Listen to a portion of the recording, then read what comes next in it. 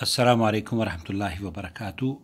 Jeddah سے شائع ہونے والا اردو نیوز مورخہ 13 جنوری سن 2019 بروز اتوار کا یہ صفحہ میں آپ کی خدمت میں پیش کرنا چاہتا ہوں۔ اس میں ایک دوسرے صفحے پر بہت اہم خبر شائع ہوئی ہے اور دیندار طبقے کے لیے یہ جاننا بڑا بےحد ضروری ہے۔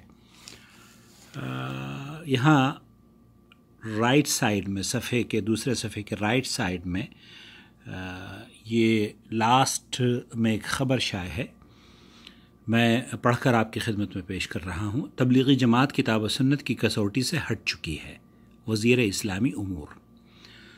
جمعہ کا خطبہ یکساں کرنے کا کوئی ارادہ نہیں، ڈاکٹر عبداللطیف آل شیخ۔ ریاض نیوز ڈیسک۔ سعودی عرب کی مساجد میں یکساں خطبہ جمعہ کا کوئی ارادہ نہیں۔ مساجد کے خطیب لوگوں کی ضرورت کے مطابق خطبات تیار کرتے ہیں۔ یہ بات وزیر اسلامی امور دعوہ و ارشاد ڈاکٹر عبداللطیف بن عبدالعزیز آل شیخ نے سبق ویب سائٹ سے گفتگو میں کہی۔ انہوں نے بتایا کہ تبلیغی جماعت کے جھانسے میں پھنسنے والوں کو راہ راست پر پلٹنا چاہیے۔ تبلیغی جماعت کتاب و سنت کی کسوٹی سے ہٹ چکی ہے۔ اس جماعت سے متاثر ہونے والے افراد کو اپنے منہج پر نظر ثانی کرنا چاہیے۔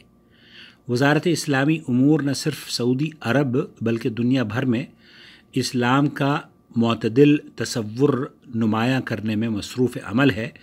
منحرف افکار، خیالات اور نظریات سے نوجوانوں کو ہوشیار رہتے ہوئے انہیں علماء حق کے گرد جمع ہونا چاہیے۔ یہ ایک اہم خبر آپ کی خدمت میں نے پیش کی ہے۔